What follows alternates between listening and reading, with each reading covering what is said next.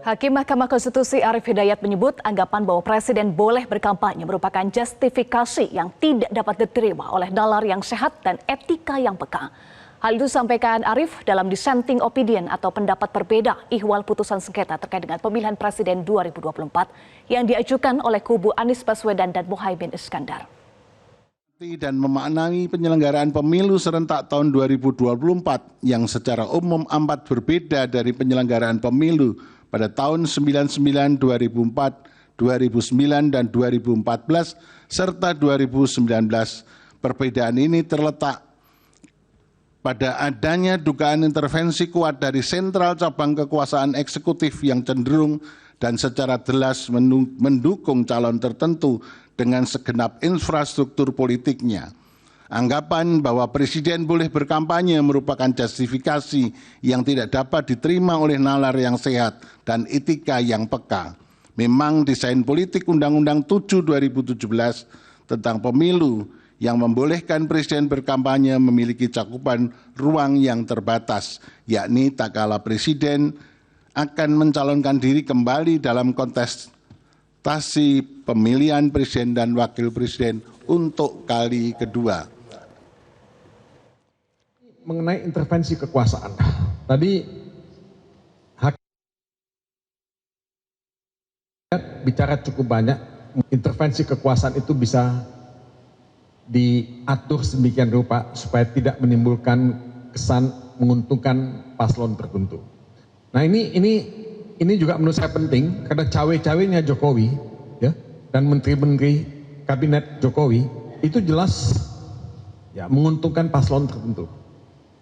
Nah ini saya kira akan menjadi hal yang sangat serius yang harus diputuskan oleh DPR dan pemerintahan nantinya. Yang keempat adalah tadi hakim Arief Hidayat mengatakan tidak mungkin bicara mengenai penyelesaian pelanggaran pemilu yang sifatnya TSM hanya dalam waktu 14 hari. Jadi ke depan sebetulnya kalau kita ingin menyelesaikan secara tuntas persoalan sengketa Pilpres tidak boleh dibatasi waktunya hanya 14 hari. Jadi ini ke depan apa yang kita mesti lihat ya sebagai hal-hal yang mesti diperbaiki dalam persoalan sengketa Pilpres ini. Nah, apakah kami kecewa? Ya, saya pribadi tentu merasa kecewa karena saya punya ekspektasi bahwa MK akan melahirkan putusan yang progresif pada hari ini. Karena masa depan demokrasi, masa depan rule of law, supremasi hukum, masa depan konstitusi kita tergantung pada hari ini. Dan hari ini sebenarnya adalah hari yang saya sebut sebagai milestone, tonggak sejarah dalam perjalanan demokrasi ke Indonesia. Setelah reformasi, ini pemilu yang kelima yang kita adakan. Nah, pemilu yang kelima ini seharusnya kita bisa take off. Tidak seperti sekarang kita mundur, setback. Ya, jadi milestone ini maju ke depan, tapi milestone ini ya menunjukkan kemunduran.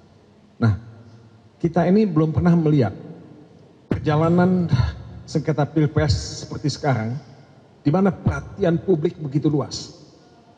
Anda bisa bayangkan nggak ribuan akademisi dari UGM, dari UI, dari UNAN, dari USU, dari mana-mana itu menandatangani amicus curiae. Kita bisa bayangkan nggak begitu banyak seniman, ratusan, tokoh masyarakat, dan juga profesional dari dalam dan luar negeri.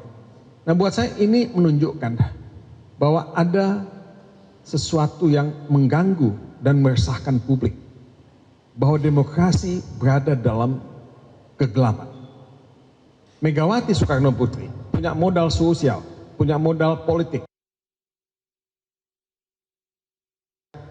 untuk menulis amicus.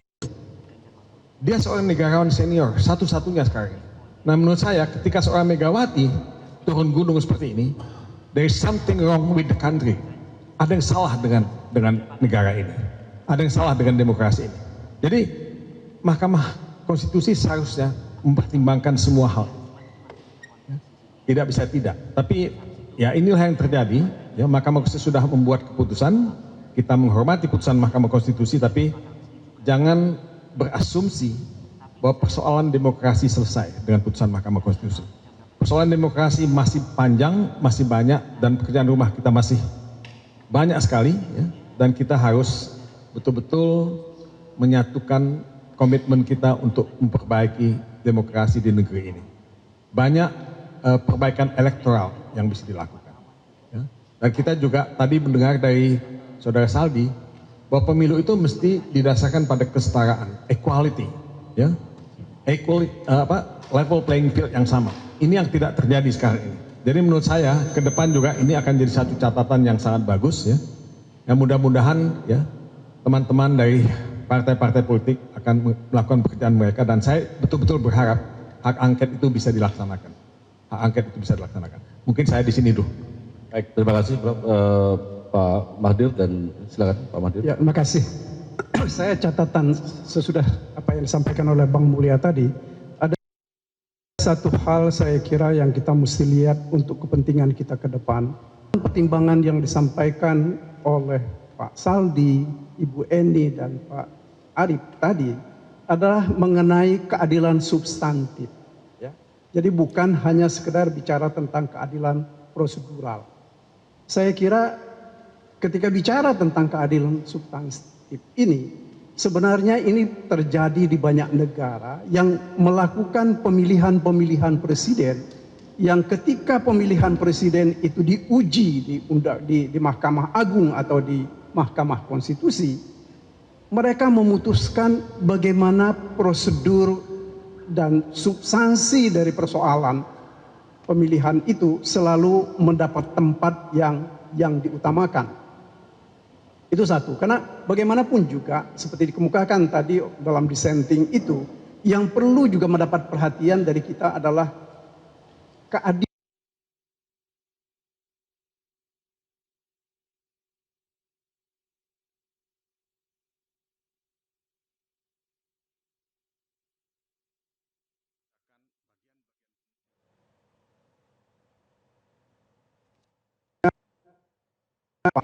Bangsa kita yang akan datang, meskipun kita bisa catat juga keterangan-keterangan atau pendapat dari ketiga hakim yang melakukan dissenting itu tadi, perlu adanya perubahan-perubahan peraturan-peraturan yang memang seharusnya itu sudah terjadi sejauh sebelum ini.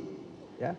Satu hal saya kira saudara-saudara yang terus terang yang membuat kita miris selama ini, bahwa baik KPU maupun Bawaslu, mereka acap kali lalai dalam melaksanakan kewajiban-kewajiban mereka. Saya kira itu tadi pendapat dari ketiga hakim yang menyampaikan dissenting tadi, di mana mereka menyampaikan bahwa harus ada perubahan terhadap peraturan-peraturan ini. Saya kira ini menjadi tugas kita semua untuk mencermati dan memperhatikan perubahan-perubahan itu akan terjadi seperti apa. Karena bagaimanapun juga bulan November nanti, beberapa bulan lagi kan kita akan pilkada serentak.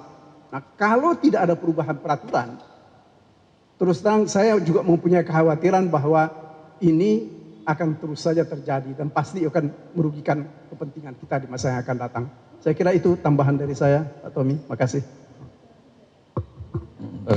Pak Henry, silakan Pak Henry. Terima kasih. Teman-teman tentunya sudah pernah membaca semua permohonan yang kita ajukan. Tadi sudah disinggung ada 3 orang hakim yang dissenting. Intinya kemenangan dalam perkara ini atau kekalahan kita dalam perkara ini tidak mutlak. Karena ada 3 orang hakim yang berbeda pendapat.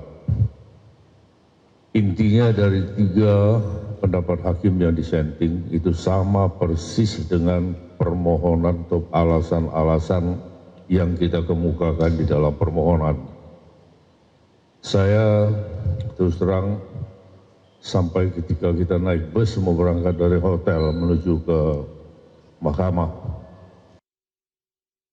saya sempat tanya sama Bang Todo, ada yang 50-50, kalau saya enggak. Sejak tadi malam ada beberapa orang teman saya katakan saya yakin bahwa permohonan kita akan dikabulkan. Tapi ketika mulai dibacakan pertimbangan ini saya sudah mual. Ya.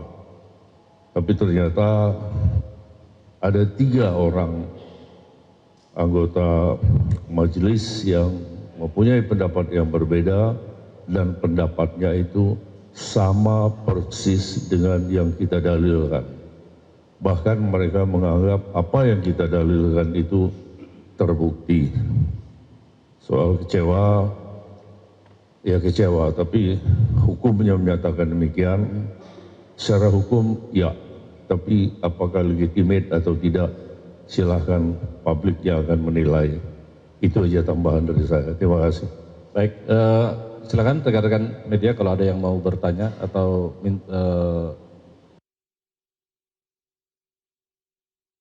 ada.